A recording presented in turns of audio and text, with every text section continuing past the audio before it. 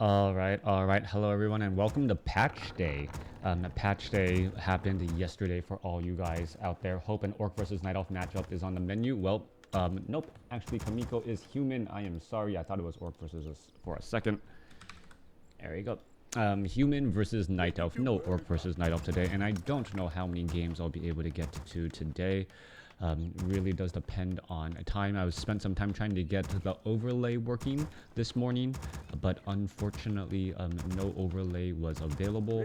And well, because of the patch, well, probably because of the patch, so hopefully you know, the great makers of, well, the WarCraft 3 community's pad will be able to fix that overlay and get everything up and running again. Anyways, let's take a look back down across over here. Altar of Kings being placed down. There is a barracks and a farm, and he's going up against, well, the random Infi. And as I say random Infi, I really do mean random Infi at this point, as Infi it has chosen a random race, but really goes for these random different types of styles and play that, well, really seems to catch people off guard. I don't know how he's able to execute such high-level strategies in games where, well, in games where a lot is on the line, and still be able to play at such a high level and still be creative.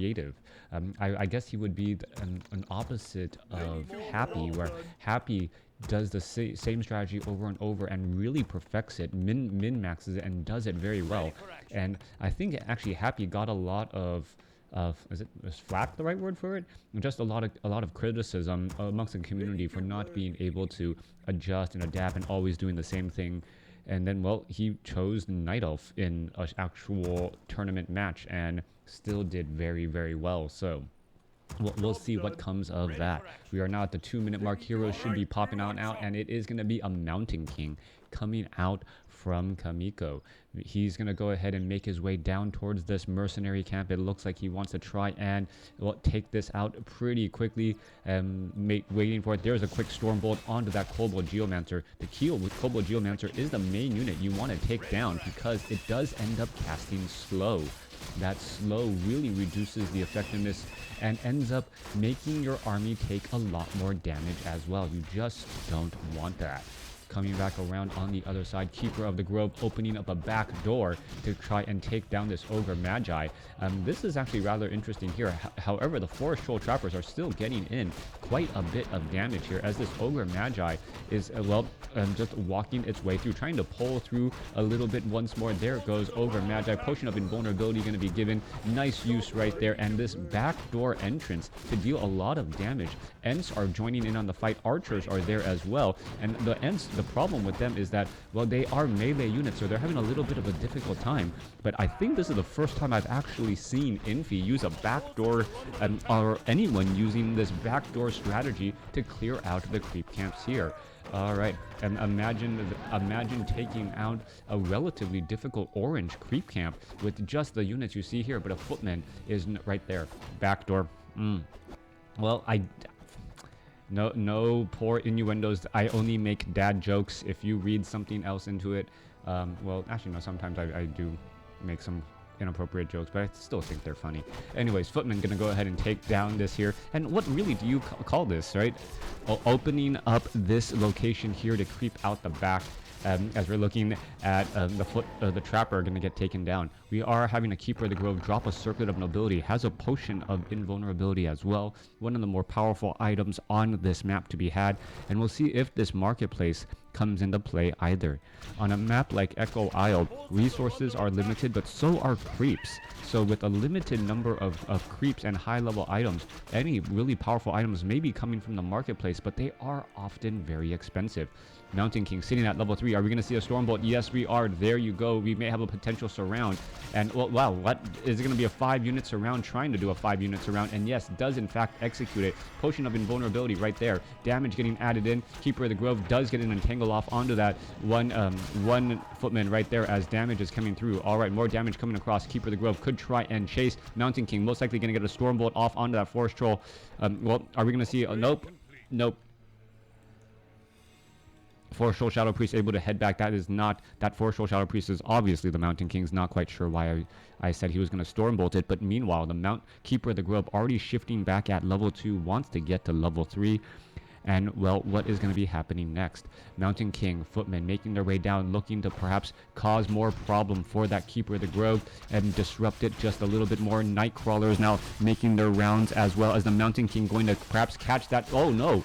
Does not spot. And now finally looks the other way, sees an Archer as the Archer shifted back over. There goes one Stormbolt here, and Chaemiko going to, well, perhaps try to take down another unit. All right. Are we going to see a Shadow Meld? Yes, we are going to see a Shadow Meld right there. Everything is just hiding in the night as the Mountain King going to gain a little bit of experience. Are we perhaps going to be looking at a Keeper of... Oh, are we going to see an Entangle right there as the Force Troll Shadow Priest doing a great job stutter stepping, making sure that he is not going to get entangled here. Keeper of the Grove going to try to come back the other way. Mountain King is right there. Are we going to perhaps be looking at... Oh, Ents now joining in on the fight. Force Troll Shadow Priest going to, well, get a heal off, but is going to get taken down. Keeper of the Grove now sitting at level 3. Stormbolt. Oh, Shadow Meld dodge right there. Chaemiko wasting 75 mana, should have known that it would not work. Is the Mountain King going to try and deny it? Unable to do exactly that. Can you turn on hit point bars? I think I looked for the setting the other day. Yeah, you can do that.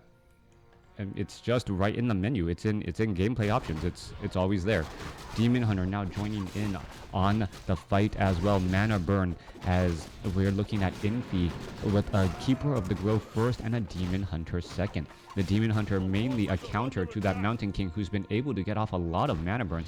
Keeper of the Grove is right there. Mana burn perhaps onto that Mountain King right there. There it goes. Mountain King removing, losing that last 9-bit of mana, but a Stormbolt had to be used on the Demon Hunter as the Demon Hunter also picks up a Ring of Protection. Alright, Demon Hunter will be staying at level 1. Meanwhile, Mountain King still wandering around the map as we see now a tech. Why is my mouse just feel so funny? Alright. Alright, Archmage is going to be the second follow-up hero. So, well, in a reversal of sorts, instead of Archmage first and Mountain King second, going up against a Demon Hunter and then Keeper of the Grove, it is reversed heroes. Actually, I don't often see Keeper of the Grove second either, as the Demon Hunter now chasing after that Mountain King there. Mountain King down to 50 mana. Are we going to see a perhaps mana burn perfectly timed by Infi, waiting to get every little bit of extra juice there? Water Elemental now out onto the field. Are we going into Riflemen? No, but we are going into Workshops, and Workshops could mean either Siege Engines or Flying Machines, or, well, both, as the Keeper of the Grove has an air army and a ground army ready to push through. This is officially new patch, right? Yes, this is the new patch. There are some minor changes, and one of the main changes is that Riflemen have gotten a little bit weaker in that matchup. Keeper of the Grove also at level 5 will have a much farther range on that Entangle, as the Keeper of the Grove is going to try to finish off more units, and well, mainly for large battles. I think that's what Blizzard was trying to say, but it may affect individual 1v1 matchups too. Mountain Clap a cooldown up from 6 to 7, yes. The cooldown on the Mountain King's Thunderclap, not as big of a deal as I would say for Stomp on the Tauren Chieftain. The Stomp cooldown going from 6 to 7 is actually much larger indeed. In large battles with the Tauren Chieftain, being units having an additional second of not being stunned or hexed is a very big deal, as Flying Machines now make their way out. Oh, Keeper Hippogriffs, are they going to force a dismount here? There's a mana burn right there as the units are now trying to back away. Force Troll Trapper getting in some extra damage too. They should have reduced the damage of Clapped, to be honest. It's still broken. Yeah, the damage, the Mountain King's damage is rather high. Mountain King mana burn once more. Flying Machine's going to try and poke their way through, and wow, that Demon Hunter is staying alive ever so barely. He was, I believe, down to like less than 10 hit points, as the Keeper of the Grove has double circlets of nobility. Now, Mountain King of mana, we'll see what's also going to happen. I think the fact that they changed how much mana the Potion of Mana gives is going to make all of that Thunderclap play significantly weaker. Now that potions of mana only give 100 mana instead of 150 mana, you aren't going to see the Tauren Chieftain and that Mountain King strategy being able to just thunderclap and stomp all game long. It gives 50 less, yes, but it's cheaper to buy. What I've found oftentimes is the cooldown on potions of mana and also the number of item slots are limited. So yes, even though it is a little bit cheaper to buy, the Mountain King only has 6 item slots to begin with. So, and all heroes in fact. So how are you going to use those item slots? I just noticed what happened to the overlay. The overlay is not working right now because it could be because of the new patch, and I just need to wait for WarCraft, W3 Booster to go ahead and put out a new version to go ahead and fix that. Keeper of the Grove going to go ahead and easily entangle a footman. That footman will get taken down right off over here. Keeper of the Grove will actually get to level 4 though. That is going to be a big deal as that Keeper of the Grove gets taken down. All right, back on the other side here, fly machines hunting for hippogriffs, finding a couple, and well, they are just hippogriffs. They are not hippogriff riders. Flying machines going up against hippogriff riders. I believe the hippogriff riders actually come out ahead, 50 to 57 damage per attack, but it is also, well, you have to look at the supply for each unit. And one hippogriff is significantly more supply than one flying machine. Units going to be going back to their respective corners. Knights now out onto the field. No animal war training as of yet, as we are going into Priest and Mountain Kings. Now, with this new patch, that does shift the meta a little bit. I think it will take about another month and a half to 2 for really to see where all the cards lay and how players are going to be trying to use and execute these particular strategies. Holy Light right there. Priest getting a lot of damage from the Dryads as the Archers now making their way through. Mountain King in that front position. Stormbolt onto what Archer finishes it off as a Scroll of Town Portal used. Good luck at least. But I think that's what really gives Warcraft 3 a lot of additional life. If the game just became stale and you always saw the same strategies over and over with no new introduction of maps and no new introduction of strategies, if there was a right, quote-unquote, right way to play the matchup, that's exactly what you don't want to see. You don't want people to believe that, you have to do a battle a certain way. As you all may remember, Druids of the Talon was arguably the only way for Night Elf to handle Orc, and that's not what you want to see in a real-time strategy game. You want to see strategies evolve. You want to see strategies develop as players make decisions. You want to make other decisions based on that decision as well. 2012 to 2016 was probably the most stale meta ever. Yeah, I got to agree with that statement there. All right, cannon towers now getting being built, very powerful against those Dryads and Archers, as the Archers are dealing piercing damage now against a fortified armor building once that is completed. Flying machine still flying overhead, 56 supply over 60.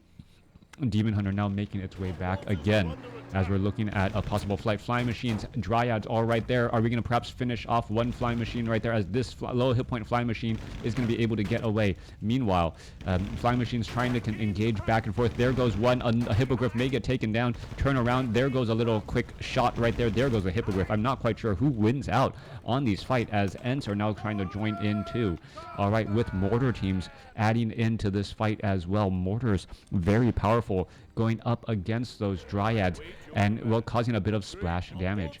All right, Demon Hunter is currently invisible. There is a sentry ward right there. Did the Mountain King place that down? Yes, he did. So this is currently spotted right there. Are we going to see a Stormbolt? Yes, there you go. Stormbolt onto the Demon Hunter already. And now all of a sudden Infi realized, you know what, he was spotted. Cannon tower already up and running. Damage being done. Peasants may try to cause in a little bit of repair as the Dryads are pushing through. Mortar teams getting, focused down rather quickly, needing to back away.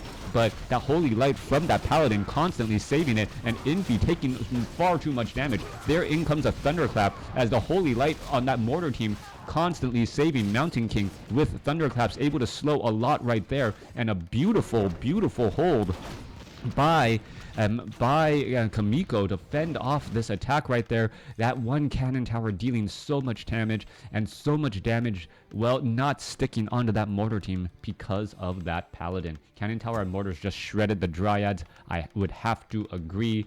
You could disagree with me, but then I'm pretty sure you're wrong. I don't think anyone would say, no, no, no, it was the peasants building the town hall. That was the reason why the Dryads died. Alright. As we're looking 50 over 72 supply for the human army. Flying machines now looking to back up again. And we are looking to perhaps get this expansion up and running. It is up and running, but we do not have masonry upgrades at all. Perhaps the fortified armor on that cannon tower will be enough, as the knights are going to try to push on through. All right, Dryads, Demon Hunter, Knights going to try to engage here. Keeper of the Grove could try and entangle, as we're looking at, I believe that was a flare. More damage coming back across again. Inner fire now on those mortar teams, as the Mountain King also using up a Clarity Potion. Yeah, Potion of Mana, 125? I thought it was 100. Alright, so I guess it got back up to 125. Maybe that was where the final balance was for it, to try and make it still very usable, making it a little bit more difficult to get 2 Thunderclaps off of one Potion of Mana.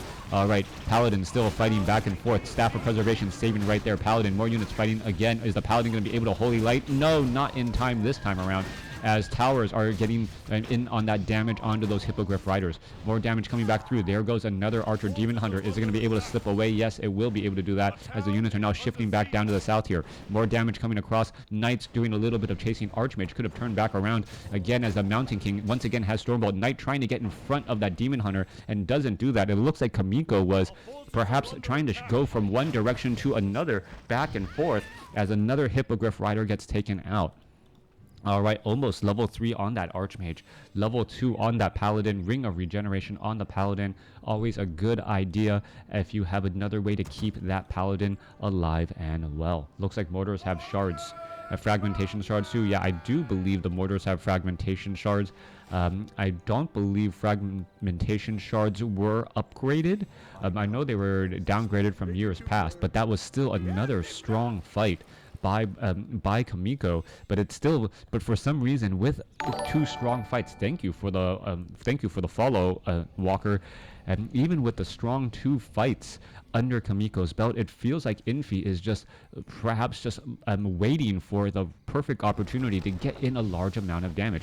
In comes those Ents now. They're going to be trying to put in pressure. There's some Dispel magic, as the Priest able to get in some easy damage across multiple units here. Mortar teams now showing up. Knight trying to stay off to the side, perhaps going to try to get in front of that Keeper of the Grove and then cause a little bit of blocking issues. Staff of Teleportation, no Mountain King nearby, as we do have a Circlet of Nobility left off to the north. Chaemiko, well, could definitely use an additional Circlet of Nobility. Not quite sure why he hasn't gone back to pick that item up.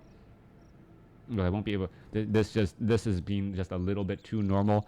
Well, and normal is still sometimes good and interesting. Dryads, Bears, Demon Hunter, all here ready to go. Who knows? Maybe all of a sudden Infi will buy multiple orbs of venom and then pick up a Naga Sea Witch as a 3rd hero and be able to just poison the entire army. Could you imagine that you attack a knight, and that's actually a great way to get around a knight's high armor. If you are able to apply 3 debuffs of Orb of Venom, that's what that is what 27 times 9, so almost 250 damage. And that just ticks over time. So, and the knights are really used there for hit and run tactics, right? All right, let's take a look at this Infi. Well, we are looking at plus 12 armor on unupgraded knights. Well, there's a detonation removing much of that mana already. Are we going to continue to see that? There's a Stormbolt on another one there, as multiple priests getting taken down, and there's another detonation again. All right, coming back the other side, there are Bears in the front line. Bears did get a +1 damage increase from what I last saw on the playtest realm patch. There is a nice big Thunderclap across multiple units. Mana burn onto that Mountain King to try and disrupt that, as another Thunderclap should be coming off. No, Stormbolt there, as the Demon Hunter could be in trouble. Has a Potion of Healing, does use it in time, and a Potion of Lesser Invulnerability. Dryads off to the side here, but the mortar teams are doing a good job keeping them at bay. As you can see how much splat damage is there. So much damage as the Dryads now trying to rush on in to finish off those units. You can take a look. Ancient of Wars joining in on the fight as the Archmage now gets up to level 3. Archmage level 3, it is going to be level 1 Brilliance Aura, level 2 Water Elementals most likely as another mana burn comes through. Multiple Thunderclaps have come across, and that whole entire bear front line now looks like they've taken a lot of damage. Alright, Knights down to 150 hit points trying to get away. Staff of Preservation saves one bear there, and the Staff of Sanctuary saves another unit. Alright, Dryad gonna get taken down. It looks as though this knight somehow still alive after all of this crazy battle, as unit after unit is falling on multiple sides. Priest really wanted additional mana, and I think if Chaemiko had gone for level 2 Brilliance Aura, that may have been the better call. All of the priests are currently low on mana here, as you can easily see, and having the priest be able to keep these knights alive and well would be a definite thing. A definite boost. Infi losing a lot of these ancients now, as we're looking at siege engines rolling on out and gonna perhaps be putting pressure onto the main base. Rejuvenation joining in as well, as we're taking a look. Knight's going to get taken down. Scroll of Regeneration also used to try and heal back up and perhaps keep the mana on the priest for the battle, as the mana burn goes down onto that paladin, removing a good amount of mana. Alright, siege engines rolling on in, ready to put in a bit of pressure. Bears off to the north, perhaps trying to catch some units in transit. 78 supply for the human army as they are pushing on in. Dispel magic working to stop many of those forces of nature. Massive bear army all in position here. Mortar teams are in the back, and Infi doing a great job transitioning from one unit type to another. But now that the Mountain King is low on mana, will enough bears actually fall? Staff of Preservation is being used. Demon Hunter with triple Circlets of Nobility trying to lead the charge here, as multiple Druids of the Claw are still trying to get away. One or two more shots would be able to do it. Water Elemental now shows up as well, as we are now putting in pressure off over here. Siege Engines looking to take out some damage, but the Siege Engines cannot actually fight back against the bears, as Infi is, having a high supply army, but many of those units simply cannot stick around to fight. Fighting next to Moonwells against Infi, that is looking rather scary, as the bears, full hit point bears coming in from the back, gonna get in a lot of damage. Mountain King, probably wished he has mana. That Archmage with level 2 Water Elementals has done some good, but without that many air units out onto the field. Staff of Teleportation coming back in. Demon Hunter looks like he's going to join back in on the fight. There's a mana burn onto the Mountain King, as a low hit point Druid of the Claw looks like it will get taken down in that back fight there. Alright, trying to get away once more, down to 24 hit points, so there it goes. Level 5 now on the Mountain King. Level 5 Mountain King, perhaps if he can get a big Stormbolt off or another big Thunderclap, that would be a big deal indeed. As bear after bear is starting to actually fall, and with Infi losing such high value units, that things could just go from bad to worse. Alright, pressure coming back through. Mortar teams getting in a lot of damage. There goes a splat of a Dryad once more, as we're still looking at more mana burns coming in. Mountain King almost got off another Thunderclap, but was denied right there. Meanwhile, in the backside here, all of the mortar teams able to deal just free damage across multiple units, as Chaemiko gets the win. Hey, long time YouTube viewer here, first time I catch you live. Keep up the good work. Thank you very much. Yeah, Infi not playing fairly well, but Chaemiko just finding the right combination of units and being able to take out Infi pretty easily there, even though he was behind on his expansion. I'm hoping that the overlay will be fixed momentarily, or in the coming week. But during that time, I'm hoping to also see more high-level tournament games with the new patch as well, and seeing where the direction of the game is going to head. I am encouraged. Okay, I'll include all of this. I'm only going to do one game today. But I am encouraged by how quickly this patch did come back around, from the playtest realm into the production's quote-unquote servers. And it does show me that Blizzard does in fact care, and I know there's just been a lot of hate on Blizzard, and I gotta say something. There's nothing wrong with a company trying to make money. All right, like it's money is not necessarily a bad thing. It's doing things only for money, and lying and cheating and making bad decisions only for the sake of money. Not on Blizzard. It's which vision that yes, a real patch this time. Um, and like I know that the deal with YouTube Gaming, and making it difficult to making it difficult to for or actually making it impossible for the Back to Warcraft guys to stream it on Twitch. I know that's a really sad day, but I gotta believe that YouTube Gaming is also sponsoring and paying part of the prize pool and maybe even some of the production costs.